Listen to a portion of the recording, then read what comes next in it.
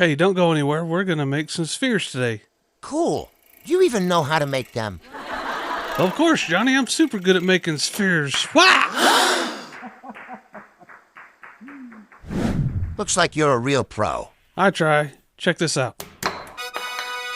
Stop showing off all the time. Settle down. I'm just having fun. I'm guessing by your shirt, we are making spears for Make-A-Wish today. We're making what today? A spear. Shear. Shop here. That's enough, Johnny. Obviously, you can't say sphere. It's okay. I have trouble with some words, too. We just need to find some substitutes. That's a great idea. Words are hard. Are you making one or two? Yeah, we are making two, so it needs to be plural, like you would say spheres instead of just sphere. Oh, I see. I can just say hybrid balls. Dang it, Johnny. Straight to balls, huh? Let's try to find some other words to use instead of that. There's plenty to use. My bad, bro. Oh, Johnny. Anyway, we're going to make these. We're going to make two of them. And as you can see, I marked the center line on the far right one. And I made kind of a tenon in the middle. All that's going to do is give us room for our sphere jig. And then you also need to cut the corners off of it because you don't want to rough cut that with your jig. Don't get jiggy with the corners.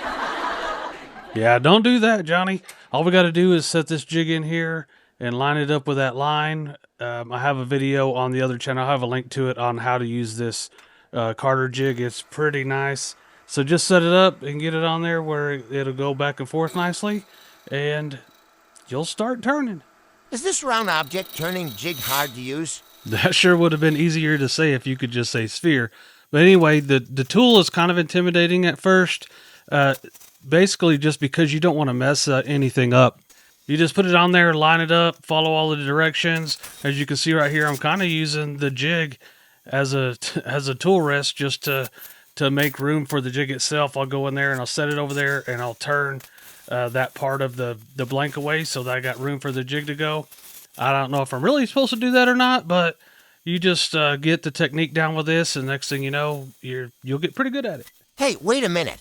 Who's this for? You are so worried about my speech problem. You forgot the important stuff. You know there's other AI characters on this editor that can pronounce everything perfectly, don't you? My bad, bro. Hey Jake, I can say spheres perfectly. Hey, good to know, 7 of 9. I don't need you right now, but stay warmed up back there. Oh, shit. Yeah, that's right, Johnny. I'd have fired you a long time ago, but the audience kind of likes you a little bit. Oh, I love them too. Speaking of love, Miss Kimberly loves supporting Make-A-Wish with us. She did several spheres the last couple years, and I've pretty much turned them all and made planets out of them. And we're doing that with these ones too. I'm not quite sure what planets she's going to do with these or anything like that, but she wanted them a particular size, which is 2.5 inches, I think. And she has been an amazing supporter of Make-A-Wish for the last couple years. Outstanding, above and beyond, and we can't thank her enough, Johnny. Yes, sir. I think everyone watching should go to the comments after the video and thank Kimberly for helping the children so much by having Jake handle the globes. Johnny! Well, I'm not really mad about that one. Is this part scary? The first couple times you do this, it is a little bit scary, but you just go ahead and take your time and go real slow. You're going to have that little nubbin sticking out of there, and you just need to get it close to the sphere side, and then you can start sanding. And I know how much you love sanding, Johnny. Jiminy Christmas, do I love sanding. Yeah, I know we talk about sanding on here a lot, but you need to start accepting that you need to sand, and if you get good at it, it's not so hard anymore, and it is the gateway to having a nice, clean project. You'll see here in a second. Is it harder to sand orbs? I don't know if it's harder, but it's definitely got extra steps to it. It's exactly the same, except for whenever you get all your lines out, you're just going to take that sphere out of those cups and twist it so you can get the sides that are in the cups. And so you get the whole thing done, and you just kind of chase it around till everything looks good. And that's about it. It's the same exact thing, except for different. Is a small planet easier to sand or a thick one? That's a good question, Johnny. I definitely think a bigger sphere is easier to sand than a smaller one. You just have way more surface in between those cups to get your tools in there and your sandpaper. Just makes it a lot easier. Smaller is you can still get it done, but it's just not as easy. Lathe buddy time. It is lathe buddy time. And for people that don't know, that green thing that I laid on top of the lathe, the bottom of it is waterproof and the top of it is washable. It has magnets on the side of it so it'll stick to your lathe. Super, super nice thing when you go into wet sand or do polishing or anything like that.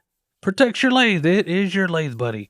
I'll have links down it's below and other stuff so you can go check out that stuff. Oh, you're a salesman today. Who do you think you are, Jamie Page? Oh, no, Johnny, I just like these lathe buddies and people want to go check it out. And besides, there's only one Jamie Page. Thank goodness. Just a little bit of Yorkshire grit to finish this thing off. It's actually not a finish. We have to buff it after this. But it goes on the exact same way we do normally, except for you got to take it apart and spin the sphere so you get all of the edges. Those cups will kind of protect some things. You just need to spin it and get it all finished. And then we'll go to the buffing wheels. The final step in this project is buffing Kimberly's globes. Johnny. What'd I say? Actually, you've been pretty good today, Johnny. I think Kimberly appreciates it, and we appreciate her. As a matter of fact, we're making blanks like these on Saturday morning cartoons at 10 o'clock a.m. Central Time every Saturday. And if you want to know how to make these blanks, I'll put a link to the main channel below. Don't forget to tell Kimberly how awesome she is in the comments. And come and see us make these awesome turning blanks every Saturday. And tell Jake not to fire me. Haha, don't worry about it, Johnny. Y'all be good.